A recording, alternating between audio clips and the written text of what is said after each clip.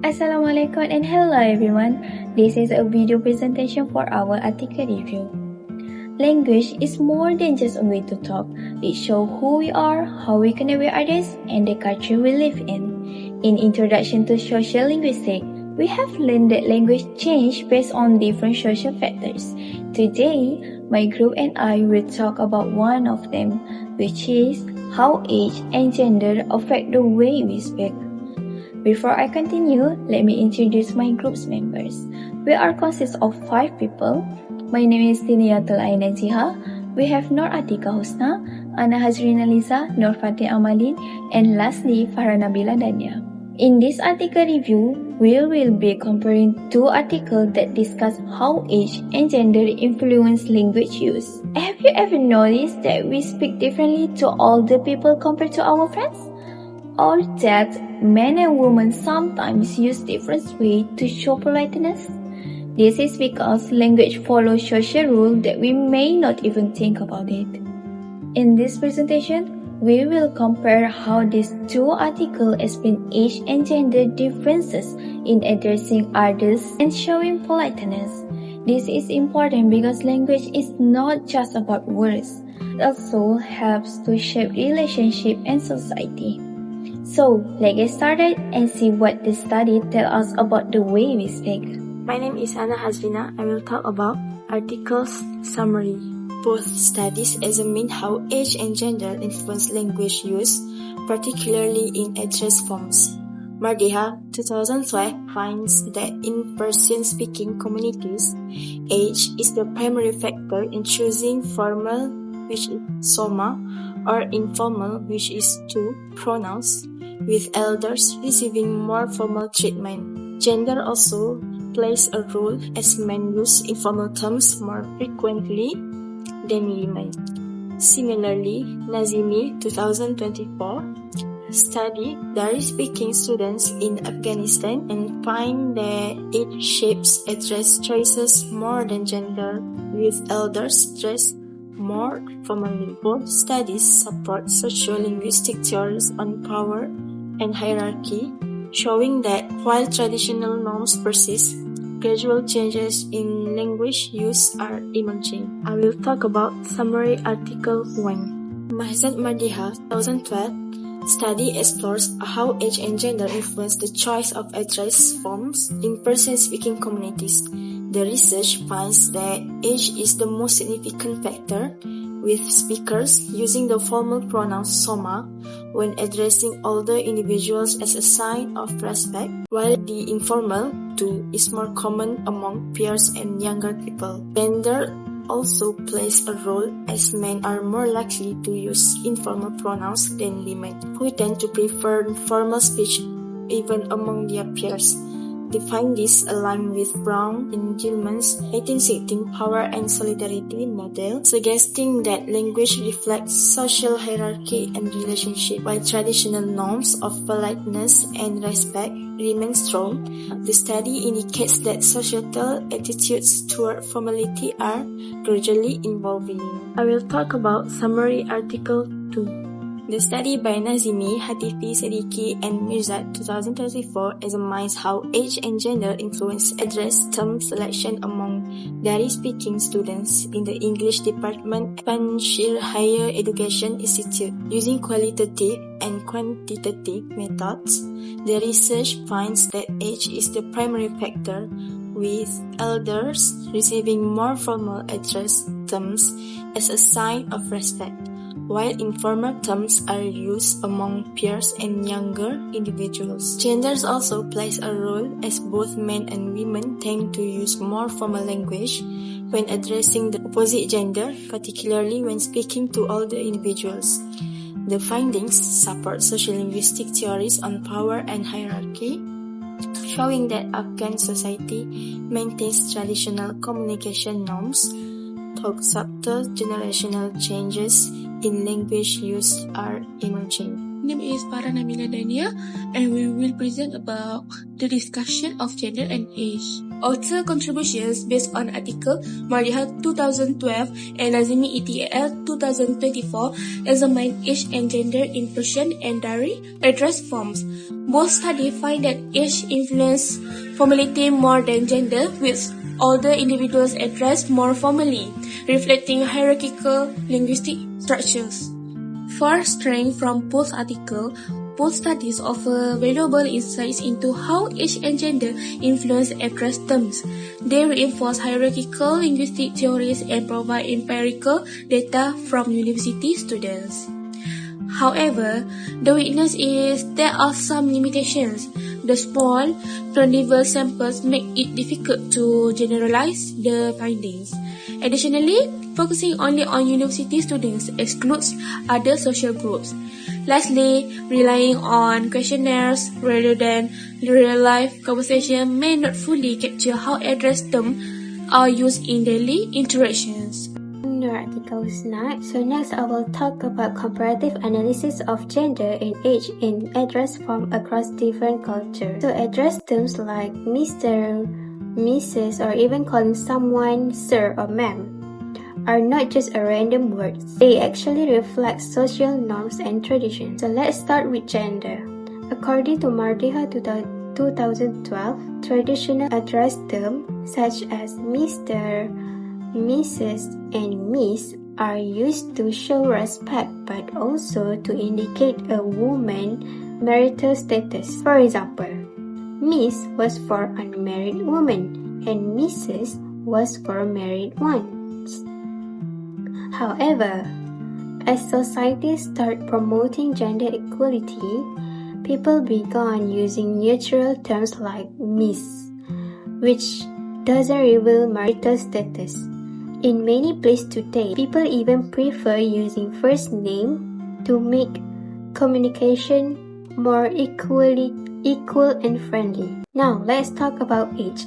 Nazimi 2024 explained that in many cultures, younger people are expected to use formal titles when speaking to elders, like calling someone professor, doctor, or even uncle and auntie, as a sign of respect. On the other hand, older individuals often use names when talking to younger people. In English, speaking cultures using Mr. or Miss is a common way to show respect, but other cultures have different ways of doing this. One interesting change is how social media and digital platforms are affecting the way we address people. Nazimi 2024 points out that younger people or younger generations are moving away from formal titles and using more casual languages, even in professional settings. This shift makes conversations more relaxed, but it also raises concern about maintaining respect, especially in workplace and formal situations. So, what does this all mean? The way we address people is constantly changing with time, culture, and technology. While traditional forms of address still exist, younger generations are shaping new ways of communications. Future research should explore how globalization and digitalization continue to impact address terms in different cultures. So I hope this gave you a better understanding of how gender and age influence address terms across cultures. I will present about future research based on Mardiha article. Here we have two articles. First, Mardiha article and Nazimi article, and I will present about Mardiha. Today, I will discuss about future research direction based on article Mardiha's 2012 study on Persian address terms with a focus on gender and age. While the study provides valuable insights, there are key areas that need further exploration. First, research should examine how gender and age influence address terms. Older individuals may use more formal and traditional terms, while younger generation, especially those influenced by English, might adopt more informal expressions. Gender roles also plays a part, as men and women may use different politeness strategies based on cultural expectations. Second, regional variation should be explored, considering how Persian address terms differ among Iranian, Afghan, and Tajik speakers. These differences may be shaped by cultural norms that also impact gender language use. Finally, social class, occupation, and urban-rural differences should be studied as they interact with both age and gender in shaping communication styles, using real-life conversation analysis instead of just surveys who provide a clearer understanding of how these factors influence address terms in daily life. And I will talk about possible future research direction based on the study by Nazimi 2024 on address terms. While their research gave us valuable insight, there are still many areas that need further explorations. One of the main limitations of the study is that it was conducted in only one institution. To get a clearer picture of how people use address terms, future research should include participants from different regions, education backgrounds, and professions. Expanding the study to other universities and communities in Afghanistan would help researchers understand if address term usage changes based on locations, education, or work environment. Another interesting area to explore is the differences between urban and rural areas. Do people in cities use more casual address terms compared to those in villages? Are traditional politeness rules still strong in rural areas? Understanding these differences can give us a deeper insight into how respect and politeness vary across different social settings. Globalization and English language exposure are also changing the way people communicate. Younger generations who interact with English more often might start using informal language, even in situations where traditional politeness is expected. Future studies could examine how this shift affects Dari speakers and whether traditional speech norms are disappearing over time. Besides globalization, other factors like social class, workplace status, and media exposure could also play a role on how people choose address terms. For example, do people from higher class use more formal titles? Does workplace hierarchy affect how colleges address each other? And how does media influence the way young people speak? These are all important questions for future research. Finally, most studies on address terms rely on questionnaires, but this may not always reflect real-life speech. Future research should focus on studying actual conversation to understand how people naturally use address terms in daily interactions. This method will provide a more accurate and practical understanding of language use. In summary, there are many ways to expand on Nazimi 2024 research. By increasing the sample size, studying urban and rural differences, analyzing globalization impact, and considering social factors, researchers can gain a better understanding of how address terms are evolving. Also, using real-life conversation instead of just survey could make future studies more accurate. So that's all for future research on Nazimi 2024 study. My name is Nufatin Amalin. I'm going to talk about conclusion. So now let's conclude this presentation. We already explored how both age and gender affect the way people speak, right? And in our research, we also found that age has a bigger impact than gender in deciding whether people use formal language or informal language.